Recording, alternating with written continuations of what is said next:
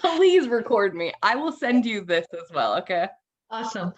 So one thing I learned, and I thought, I'm like, ooh, this is really interesting, that you know how we get our cycle once a month. So our bodies, our whole self renews every single month, once a month. Did you know that a man renews his body every single day? Really? Yeah, that they go to sleep, they wake up, and they are renewed. I don't obviously know all the fancy terms that were used, but this was my, this is how I was explained as a grade fiver, so that way I can explain it to other people as if they were a grade fiver so they can understand. And I thought that makes so much sense. Why men are able to just wake up the Let next everything go and just and they're good, right? And of course, there are exceptions, I would imagine, just like with women. I don't hold on to things. That I've been known for that. Oh God, ever since I can remember. My husband, I remember when we even got married, my husband said, "How come you never hold on to grudges? Like you never have grudges. You never stay upset at a person for too long." And I did not know how to explain it to him. Besides, like it hurts me more than it hurts them. So why keep that within myself? Like I'm angry at them. I want them to feel it, but I'm feeling it. Like that sounds like counterintuitive right there. Yes. And I mean, now I know how to explain that. It's like drinking poison. Why on earth would I want to keep drinking that poison when it's hurting me? It's like I'm trying to drink that poison and hope the other person dies. It's just not going to happen. So that's why I want to say I had a difficult time holding on to grudges because there's never been really a reason or a point for them. And I don't do the whole, I'm going to get you back, I'll pay you back, all the revenge stuff. It's like, it's childish. It really is. And when I hear my kids talk like that sometimes, it's like, why? Why? Yeah, just teach them some skills. Yeah. You got a whole tool belt in there. And that's what I try to do. And that's what I do. But here's a little thing. If we are not interested in something, no matter how old we are, it's not going to stay. So I can talk to them and I can explain to them 100 times. And if they're not interested in it, they're not going to get it. And that's like that for any kid, any human being, no matter how old. Oh, yes. And the example I used with my husband was because he explained something to our son, right? And our son's like, yeah, okay, I got it. Okay, 2 minutes later, not even, he's back doing the same thing what my husband just talked about. I'm like, you know what? I'm like, the way I'll explain it to you, I know it's funny, eh? The way I'll explain it to you is like this. Have you ever read a book or listened to something and you're like reading 100 times and it's like, I don't get it. What the hell are they trying to say? Doesn't make any sense. Nothing goes in. That's because you're not interested in that. It doesn't make sense to you. So the same thing when we're having a conversation with someone, we're trying to teach something to someone, they won't get it because they are not bought into it. So instead of talking at them, talk to them and include them in a conversation. And here's the other secret about kids. They know, because even though they're not fully listening, they know. Kids are so they are so we don't give them enough credit at all. Instead of telling them what they should be doing, ask them. Yeah. What could you do? What are your thoughts? What are your ideas? Please tell me. And get rid of the word should as much as possible. Because then as they mature, because by the age of 7 or 8, they're already pretty much fully developed. Right? So after that, it's a little bit challenging Yeah. But the word should, if it's used quite often up until that age, it becomes part of their message. Yeah. Something I've learned too, obviously I don't have kids, so I've never like really practiced it, but I feel like it's something I would do if I was, is always give your kid choices, you know, and like ask them, so hey, if you pick this choice, what do you think's gonna happen? Okay, what if you pick this choice? What do you think's gonna happen? You know, it's involving them in the choices and helping them get that critical thinking down, because it's like, okay, you are smart, but let me help you with these skills to just kind of fine tune them and just be like, okay, there are consequences for everything, whether they're good consequences or bad consequences. Yeah. And I think in human form, we always think consequences are bad things, and they're not. Like, consequences can be good things because it can change a behavior, it can change your thought pattern, you know. So a consequence is just doing something different and knowing what that outcome is going to be on either side of that. And I It's a think we science don't, experiment. yeah. That's what it is. Like what I'm hearing is it's a science experiment, and in science, I'm not sure what terminology they use, but the result, consequence is a result. And that is like what you're explaining, that is a great approach. So I'm excited for you to have kids. Right? I love kids. Being a teacher, because when I started becoming a teacher, I'm like, I'm not going to be a normal teacher. Like, because I know how hard it was for me for school. So like, I want to find what helps them and how they study and how they work, and like not push them and allow them to make their own choices. And again, I mean, sometimes it is a little hard, especially when I was teaching adults. They don't want that. They don't want change. They want everything the way they've ever been taught. And it's like, Yeah. okay, then.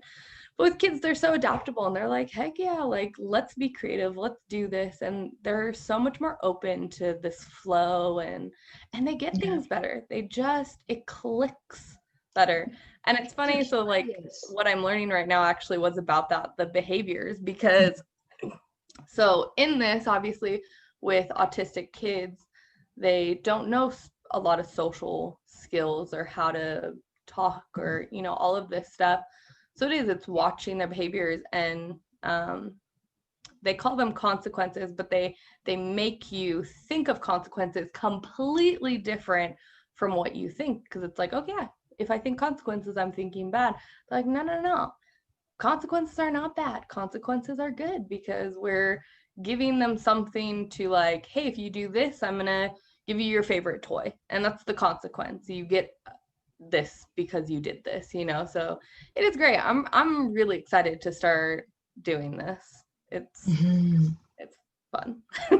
Oh, I can imagine. Like you're probably like talk about learning something new every single day, and those kids. I mean, kids. Period. Because you mentioned when adults are being taught something that they are essentially scared of change. They don't want to change because they have gotten themselves to a certain level of comfort, even if they're experiencing a lot of internal discomfort. Fear of unknown, of change is petrifying to some people. Because I've been there and I've done that. I was petrified of change, but change does not have to be overnight. It rarely is. Change can be extremely gradual, and that is the one that's going to be the long lasting. But kids embrace change and love change, and by paying attention to kids and kind of like going back into my childhood through meditation and following and seeing my own patterns, there is what I would call it is childlike curiosity. If we approach everything in life with childlike curiosity and get rid of the adult fear, I was going to say adult curiosity, but some adults have the curiosity, but it still has fear attached to it, because with a childlike curiosity, there is no fear. There's just excitement, and they want to know. Yes. And I think the biggest thing is because when they go into learning something new with childlike curiosity, they have no idea of any potential consequences. But as adults, we have a lot of ideas of the potential consequences. And we sit there and we weigh that in a split second because the subconscious mind is doing that for us, which means the decision is already pre-made for us. And therefore, less adults are open to change, and all children are excited about change because they have no idea what's going to happen. So the way I would explain it, I guess not explain, but the tip I would give is when you, me, whoever's watching, whoever's listening, when you go to learn something new, forget everything you have learned about it. Put that aside and go and learn it like you're learning it for the first time. And guaranteed, you're going to learn, pardon my language, but you're going to learn a shit ton of new stuff. I love that you said that. I really did, because for me, like, I always say that to everyone. I'm like, I'm still a child. Like, I will never get rid of my inner child, right? Like, I love it. I remember, so this moment popped in my head when you were talking about this, but I remember I was in Germany and it was raining out and I was walking back to like my little hostel, and there was this little girl in front of me and she was enjoying the puddles. It was raining so hard and she was just dancing. And I was like looking at her and I'm like, you're right, kid. I should be doing this. I should be enjoying this moment. I should be jumping in these puddles and dancing. And I did. And she was also singing to herself. And I'm like, you're right. I'm going to do this. So all the way back, I did exactly what she was doing. And I had so much fun. And I was like, and I think it's hard because, again, I don't have kids, but something I've just observed is it's like when people become parents, they forget that childness inside of them because they think like, oh, I must be this parent role. I must protect. I must, make these choices for my kid and all this stuff. And it's like, no, you're there as a guide. You're not there to force all these opinions and choices on your kid. You're just there to help them through life. Like, you're older, you know how to do things, you can provide these things, but don't ever put what you want into that kid. Let them be free to be who they want. And I think we become so disconnected with, hey, I used to be a kid too, and it's like, who did I want when I was a kid? Be that person. And for me, I'm always that person. Like, every day I'm like, who did my younger self need? I'm going to become that woman. Who is that person that I needed at that exact moment? Okay, this. So I just keep adapting my roles. And it's so funny that you talk about change too, because every single day the world changes. Every day the weather changes, the moon changes. So our body changes and regenerates every single day. We build new skin cells. Our stomach lining changes, I think, every 5 days. Yep. Yeah, I forget what it is. I thought the skin was like every 7 days. No, is it every day? I haven't fully looked into it, but I know there's different parts of our body, but essentially our whole entire body does renew itself every month. Is it every month? I thought it was like every single year or something. Certain parts could be a year. I thought like everything all together, like it takes. Oh no, like certain things. I think the stomach lining, for example, I think it's every 5 days. Got it. Okay. This would be an interesting research to do. Yeah. And if anybody watching and listening can do the research for us and send it to us, not gonna lie, save us the time. But yeah, and it's interesting, like how you were talking about, like that we are here to protect and teach the child basically how to live, how to survive, how to be, right? There's a lot I can say about that. But there's one concept that I've learned in IPEC college training, college training, a mouthful. Everyone is our teacher and a student. And when I heard that, I thought, holy bejeebus. Our kids, how do I try to sum it up really quickly? I believe that everyone is born for a reason. And the children we have, the people that we have in our life are there for a reason. Our life, our path is already predetermined and preset because we have chosen it ourselves before we were born. I know some people, because I've said this many times and I've even said it to my partner, and the response with some people is, oh my God, why would you say that? Because some people, why would they choose to be sick or have something? You know what I mean?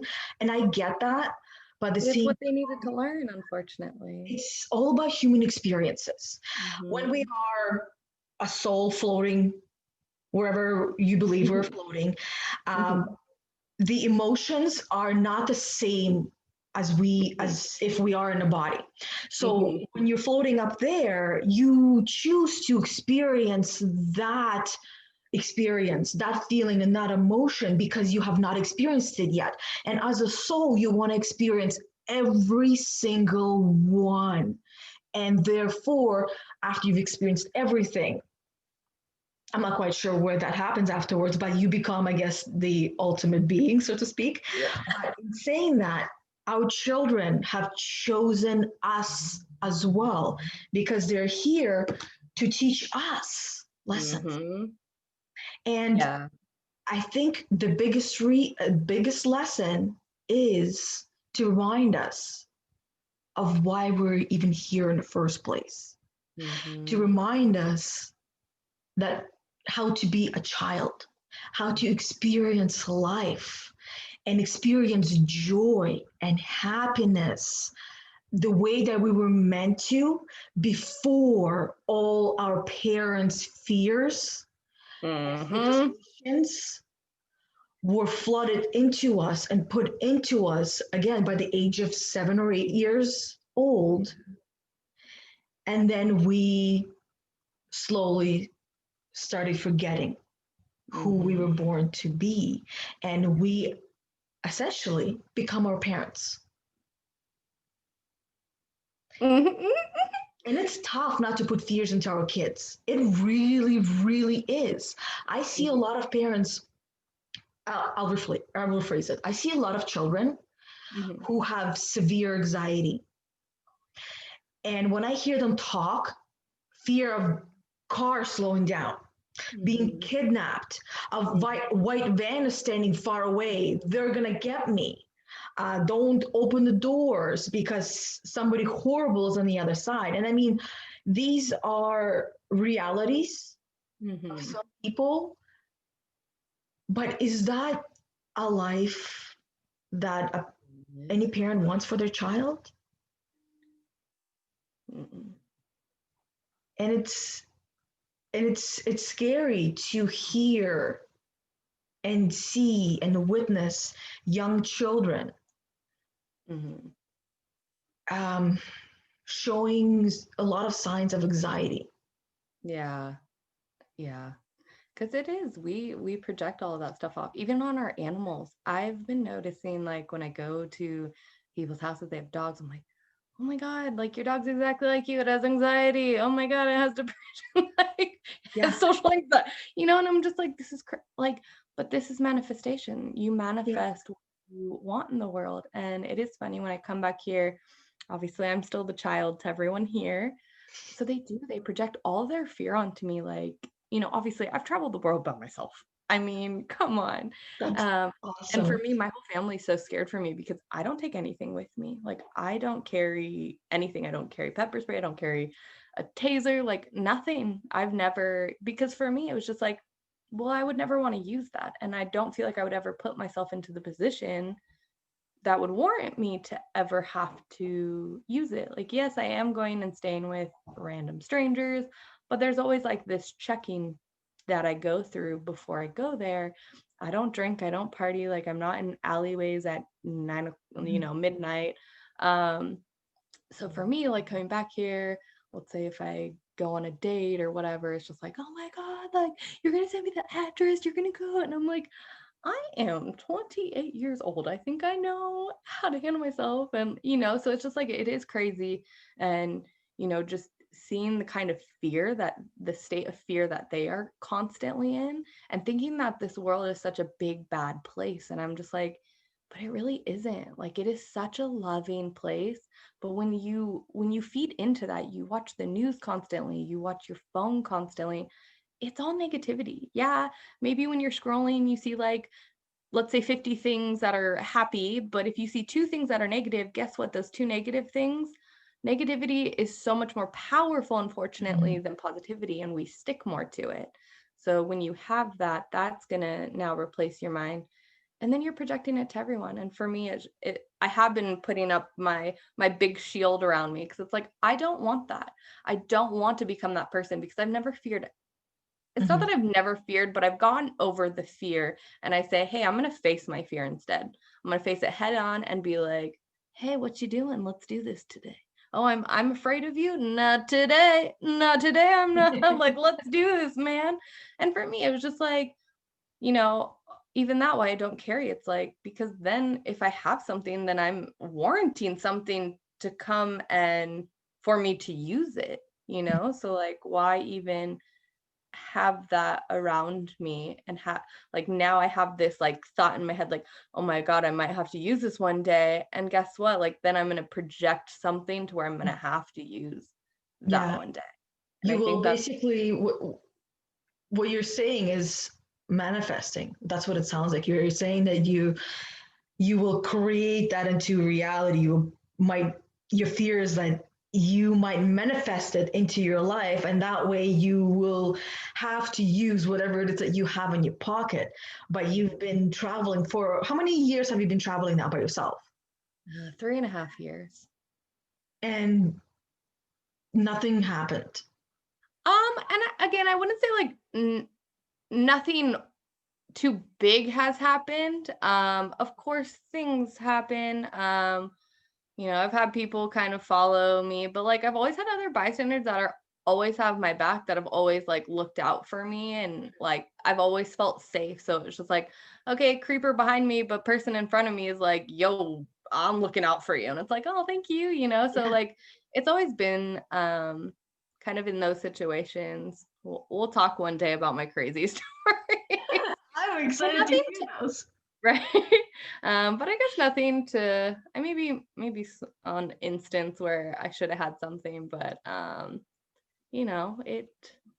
it could happen to me here. And that's what I always say to like my family. I'm like, hey, if something bad's gonna happen, it can happen right here where I'm from. Like, we have a really dangerous city here in Tacoma. So I'm not too worried about going out into the world. Like, there are always good people and there are always bad people, but I'm not gonna let the fear of these very few bad people stop me from living my life and doing stuff that I absolutely love doing, which is exploring, which is learning new cultures and having friends from all over the world and just seeing what this earth is about. Like, I think if you don't travel, you are missing out. Like, Yeah. you don't even know what this world is about. Like, you have a glimpse of what the world is, and it's just like, there's so much out there that you have to experience and see and live, man. Mhm.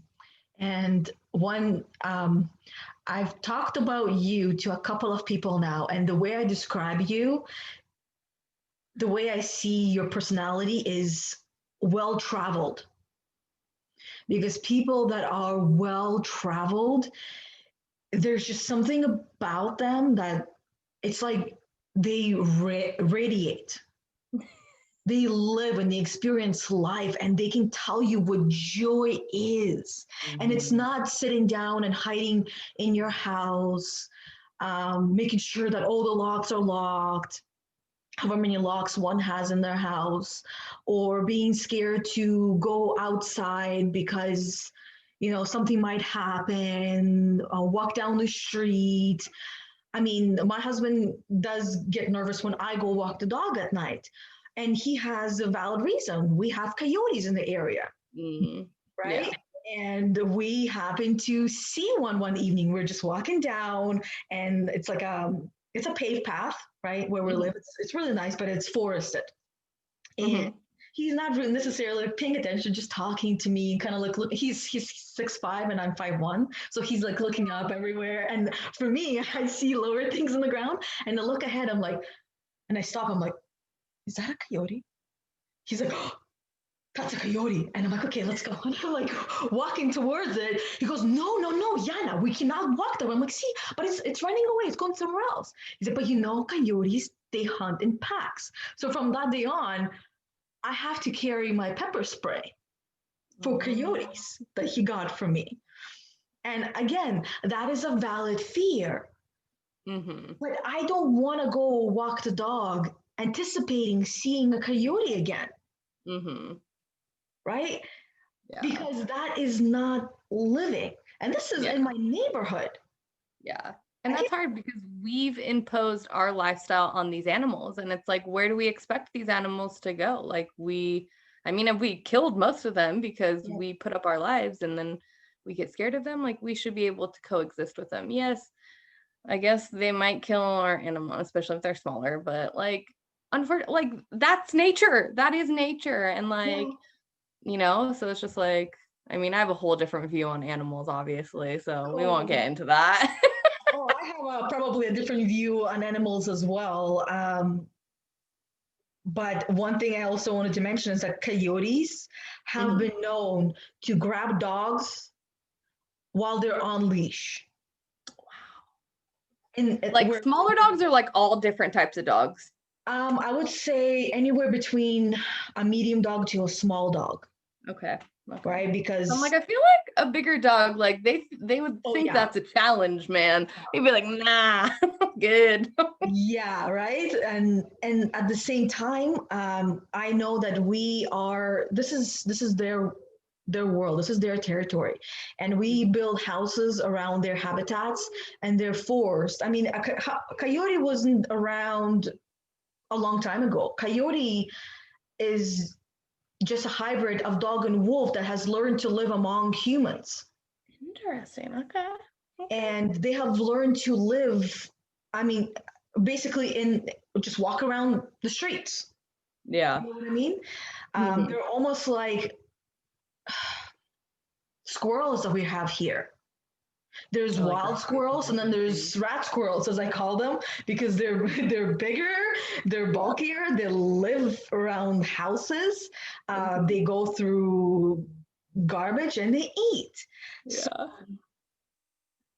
Yeah. We create some of these animals, or we force them so close that they are forced to coexist and create a new version of themselves, so that way they can live among us. And this happens all around the world. And I've seen some horrendous videos where jaguars go into people's houses. They were there first. Yep. And then people go and hunt these jaguars. Revenge. And then we wonder why almost all animals are extinct. Yeah. And then back to the beginning of our conversation. Revenge is not the way to live. It creates a lot of catabolic energy. And catabolic energy is draining. Yeah. It's what eats at us. It's actually what shortens our life. There's been studies done saying that stress, which is catabolic energy, shortens our life by about 15 years.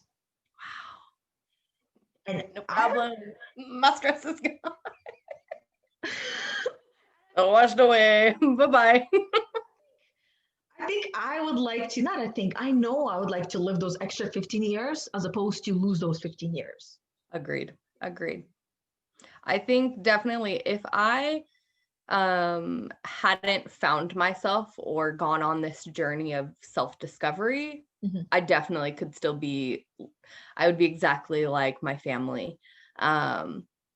But I think it was once I detached myself from my family, and I say this to everyone, like, as much as you can love your family, get away from them, because they do influence you a lot, and you're not allowed to be your individual person and learn who you are and what you want. So I think going off to college was like the best decision for me ever, because it got me away and it made me realize, wait, is this me?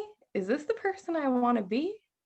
Am I sure? Because I don't think so. I don't like this person. I don't like this Meagan. Like, let's become a whole different Meagan.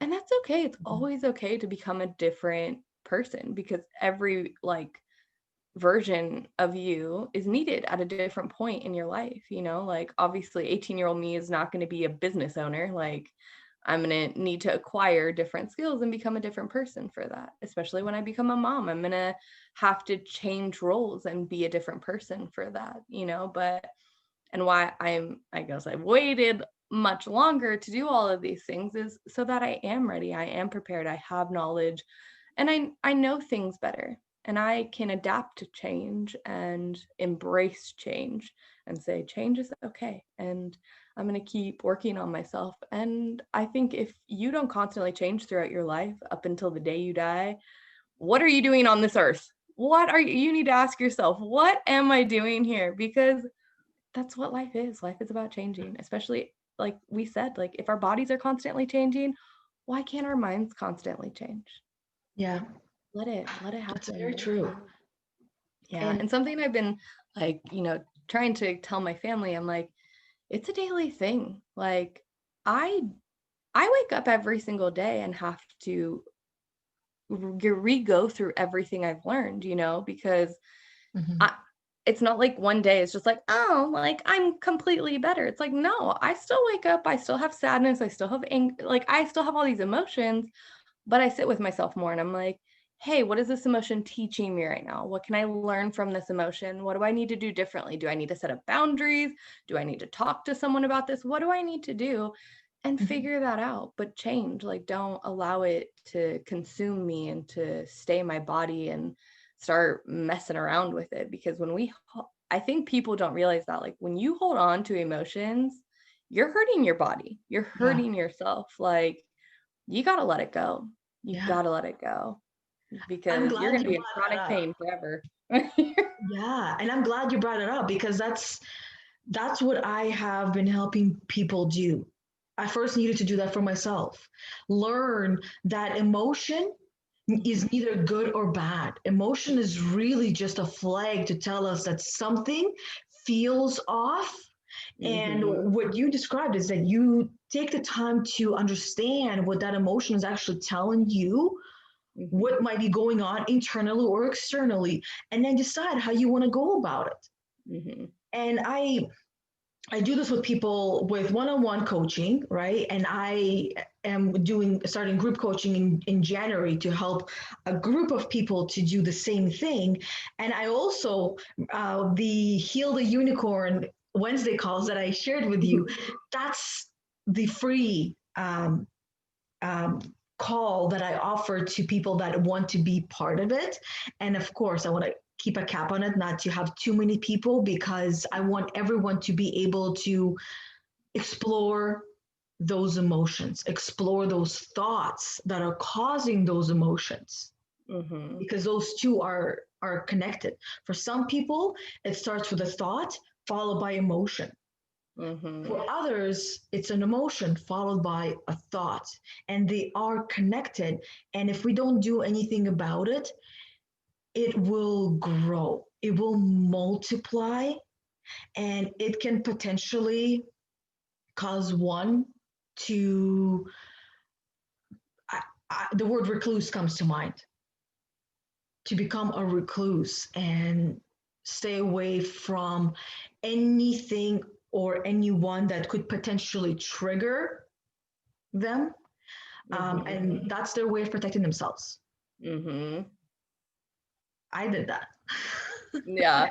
Sometimes you have to, and you know, it is something I've had to do within my life is cut people off that I never thought I would ever cut off in my life, you know, like my mom, for goodness, you know, but it's like sometimes you have to, but don't think that it's forever. Like sometimes people can change and see their ways and they'll come back into your life, but you have to be strong enough to be like, am I going to allow the toxic traits that this person has right now? Or can I leave that and go do my own thing, you know? And sometimes that is okay, whether it's your son, your daughter, your parents, your uncle, aunt, whatever it is, your best friend, let them go because you are on this journey to get better. And sometimes you have to let go of these toxic people, no matter what they're doing. If they make you feel some type of way.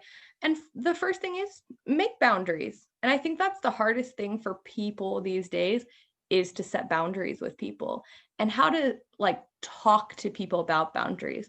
Because it's not like I need to be rude and be like, don't do this. It's like, hey, I don't know if you're aware, but you made me feel this type of way when you do this or you say this, and I don't appreciate it. Can we like, work on maybe not making fun of me in front of people, or whatever it is. Yeah. And talking like that, because that too, when you accuse someone or, like attack someone, they ain't listening. Like it's nope. So it's like you have to come differently. You have to talk like an adult.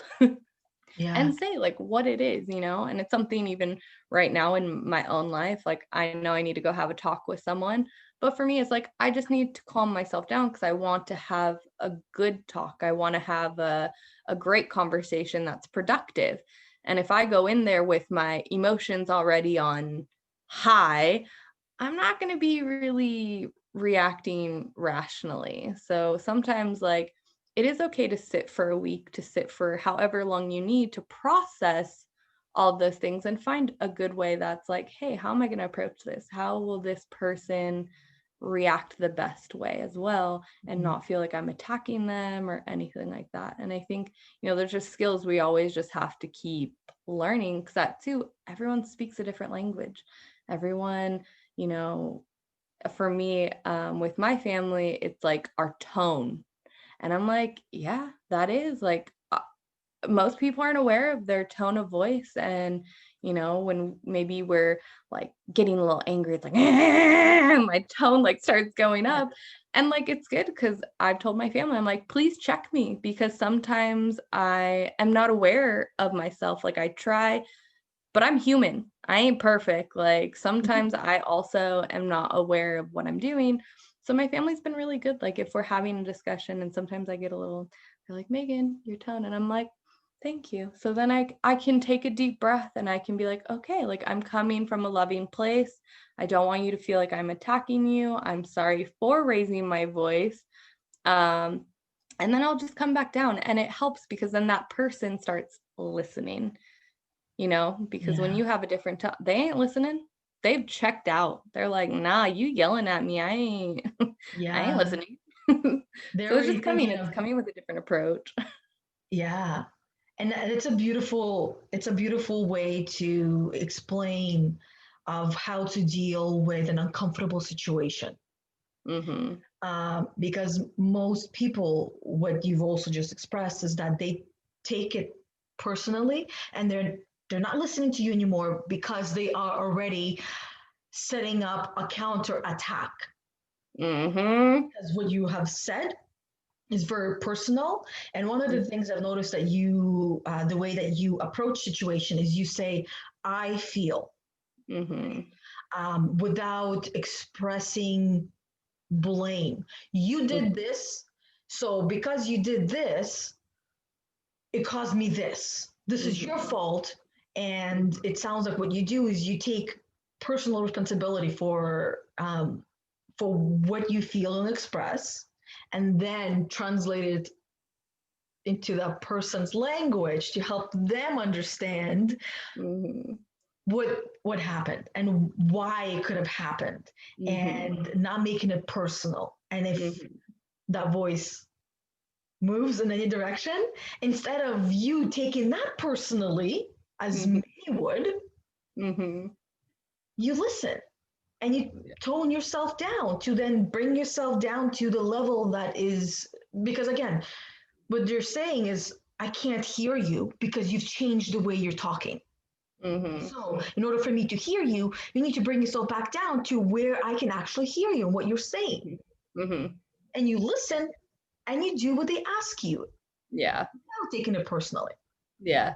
And that is because sometimes I've had to tell people, like, and I've had to walk away because they start yelling, and I'm like, hey, right now you're not in a great headspace to have a normal adult conversation that's productive, and I'm gonna walk away and let you cool down and let you calm down, and we can come back together when you're in a different headspace, because this is not going to be productive at all. And I would rather only have productive conversations, instead of like, for what, I don't want to fight with you. I don't want to argue with you like for me, I never go into things thinking like, oh, this is, an argument, because with that, like, someone has to be wrong, someone has to be right. I always go in thinking this is a discussion. Like, this is me having my opinion, you having yours, and us coming to kind of like an agreement about, something. So it's just like having this different mindset on everything that we do. And I get it. It is hard for other people to even be self-aware of ourselves, to be aware of our thoughts and our tone and how we react to certain things, and even our body, how so out of tuned we are with our own body. Like, for me, I really am in touch with my, like, I know if I put something in my mouth, I know if my body hates it or it does not like it. Okay. I know in a second. But even that, like, I know when I'm freaking hungry. I know where a lot of my emotions stem from. Sometimes it may take me a few days to really grasp them and be like, okay, where did that come from?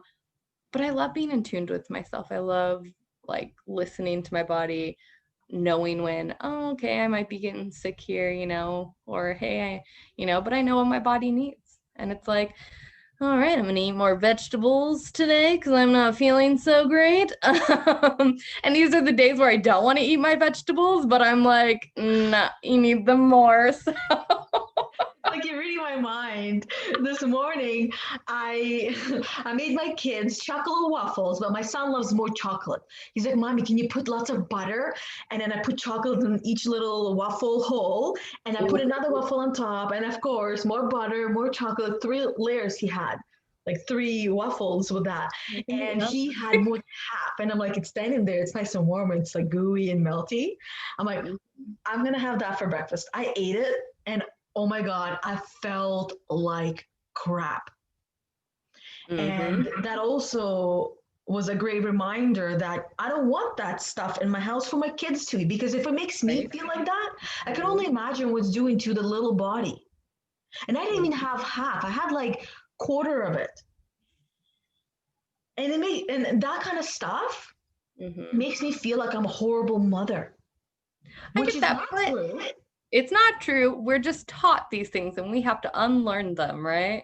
Yes, but it makes me feel like that, and I embrace it and I understand it without punishing myself for it. That okay, great. I'm allowed to have crappy breakfasts once in a while.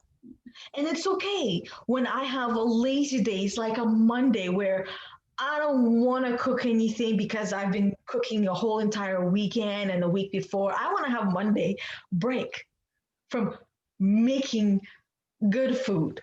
So let them have a little bit of junk. And then at the same time, it's like, well, maybe there's healthier junk. That is true. There is healthier junk. And I will agree with that. Because even for me, like, I know I have a great diet, but like, especially when I come back here to America, it is really hard for me to maintain. Like, I gain weight when I'm back here. Let's not get it twisted, okay? It's but part of being a North American. It is. And just the influence. And I think it's hard for me too, because like I'm a big fruit person. Like I could eat fruit every morning, all day. Like I love fruit. Yeah. The fruit here in America is disgusting. Disgusting. I will not eat it. It is so gross to me. Like, oh, it just tastes fake. It doesn't taste like, and especially me coming from Asia, where like everything is, homegrown and, this size, and like so small. Normal size. I come here and it's like, oh my God, this stuff looks plastic. Like it looks so fake. It looks fake and it tastes fake. And I'm like, I can't do it.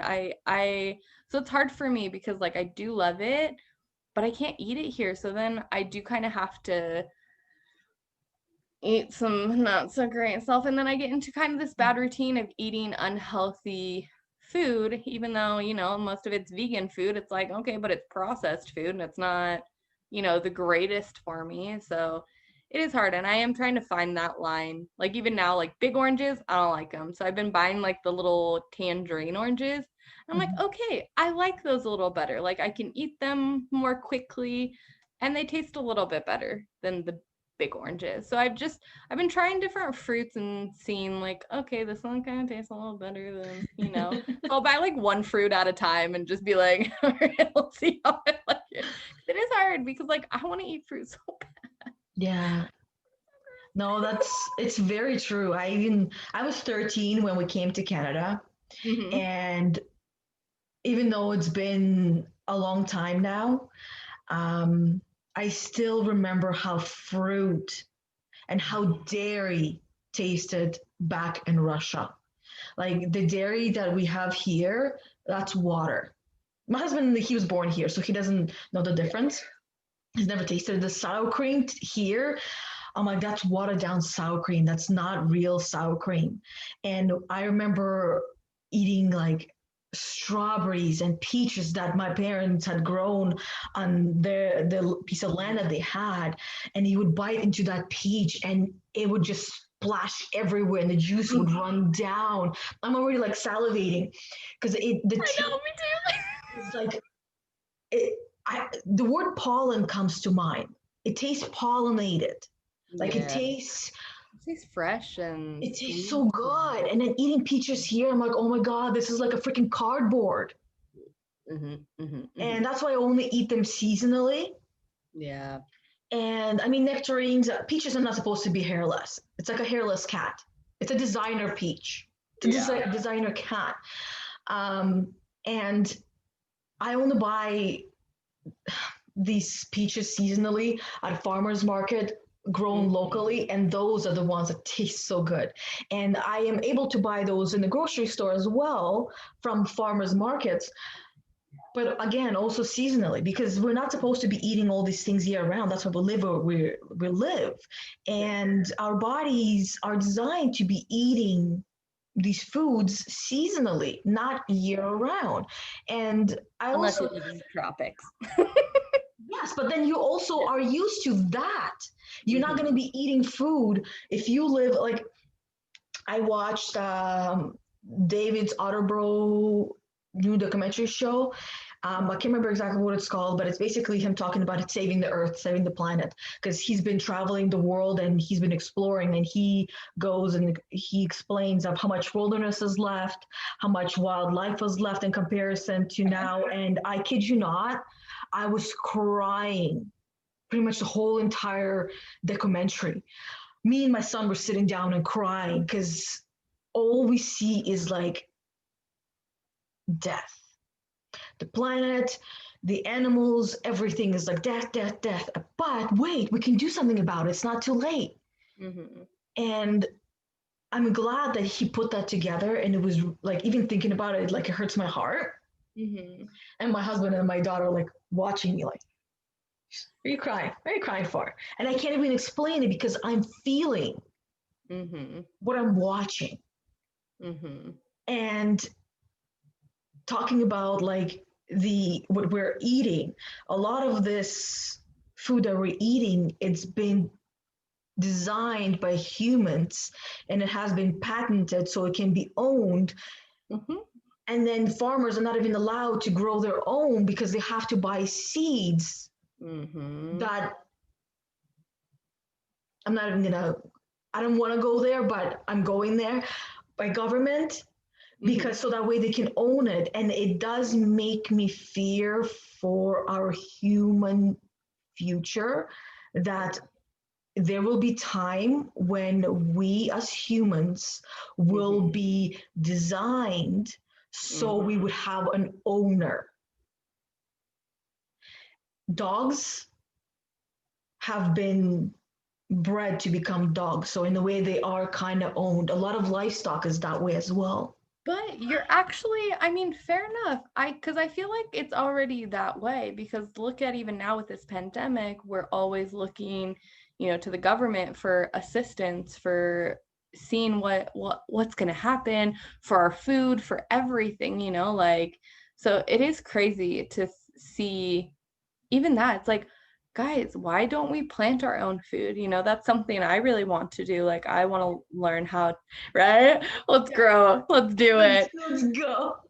I mean, I'm gonna be going somewhere warmer, okay, where I can have all my fruits all season, man. I know. I need it. I need it. But it's crazy that we don't see how dependent we are on the system, and even see that it's a problem. And it's like, but do you really think that this is what life was supposed to be like? No. Like, were you really supposed to work a 9-to-5 job for the man all the time? Were you supposed to, just take whatever food they give you? It's crazy. And us, like, we don't even think twice about it. Like, so a weird thing. So bread, let's take bread for instance. It's like most people don't even know what gluten is. And it's like, oh, it's gluten free. I'm like, but do you even know what gluten is? Do you know? Because so my mom, she bought like something gluten free and it was like oats or something. And she was like, but it still says oats on it. I'm like, yeah, because gluten is a man-made chemical that helps things to stick together. Now, let's just like think about this logically. Something that is man-made, like glue, it is glue, and now you're putting that into your body. Glue sticks to things. Where do you think that is going in your body? Like, do you just think glue just is going to kind of go through you? Probably not. Like, it's probably sticking, and for me, like, it was something I had to realize, and it was something that kept getting brought up to me over and over again, was people were just like, maybe one reason you really aren't losing weight is because of gluten. And I was like, I've never thought about that. And so recently I started doing like, I've done this before it was like popular, but like I do an elimination diet. So like I will eliminate something from my diet for a period of time, and then I'll reintroduce it back into my life and just be like, all right, I'm going to observe what happens when I eat this thing and what happens. And it is now when like I start eating, if I have anything that has like gluten in it, my tummy starts really, really hurting. And I'm just like, yeah, actually, I should not be eating gluten. So I try to get everything gluten-free constantly, but it is that. And just, I mean, even all my processed food, it's like half the time I'm looking at the ingredients, I'm just like, I don't even know what half of this shit is. What is this? What are they putting into our bodies? Like, what is that doing to my chemical makeup? And I think that's what we forget. I'm not a scientist, but come on, like our bodies like are so vast and amazing, and it's like you don't think that the things we're putting in our body has any effect on it. Like it has everything to do with it, and half these people that don't even drink water, I'm like, you are water. You're water. Why are you not drinking water? Like, what? I drink pop. What? What? That's not water. That's not water. If anything, that's dehydrating you. Yeah. Just the same as coffee. It's like coffee it dehydrates you. Alcohol dehydrates you. I know. Like right? I know I need to go get my bottle of water. I love my tea every morning. That's my coffee. That's your coffee. Yeah. So like, I know coffee dehydrates, but it's just so good. And this is a mug that I made. I put beautiful. Oh, that's unicorn. I love it. Yeah, and I put quotes on it, and now it's like peeling off because I use it way too much, like every day. So yeah, but I mean, I put too much paint in it. That's the problem. But anyways, it's been awesome talking to you today. Oh, I'm glad we had a full session. I know. I apologize for last time. I apologize. That's okay. That's okay. It's 15 minutes was still 15 minutes more than we wouldn't have had. Right. Yeah. Most people would have canceled last minute, but I just want to say thank you that you didn't. And we still had 15 incredible minutes. Right. So I know. I love that. Anyways, thank you. And you can use the same link for scheduling the next thing. Oh, and you said you're going to come on Wednesday for our Heal the Unicorn call? Yes.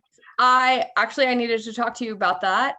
Can I let you know by today? Because I might have to do a training because I'm finishing these courses online, but she was like, hey, I need to know if you're going to finish them by tomorrow. And I'm really trying, but they keep adding courses. I'm like, well, if you want me to finish them, please stop adding courses because I ain't going to finish.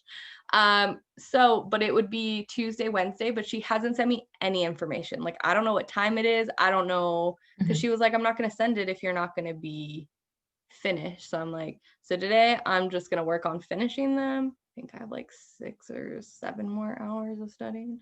But then I will let you for sure know, but I definitely want, I want to come, okay? I want to go too. I know. So I'll let you know a little later today if I will be able, because it's at 11, right? I think it'll be 11:30. What I'll do is I'll send you the email so that way you can see in your time zone what that comes up, and then you can respond through that email as well. So that way I know if you're coming or not, and we can keep track of everyone who is. All right, that works. Awesome. I love it. Okay. I will send you this recording, and yeah, I think you'll be my, not this Tuesday, but my next Tuesday podcast. And yeah, and then I'll put all of your information in my whatever description so that people can find you as well. Awesome. Thank you. And you're gonna let me know all your description. I'll send you a message and let you know and ask you for what I need so I can put it in my description. All right. Love you. Love you too. Bye. All right. Have a good day. You too. Bye. Bye.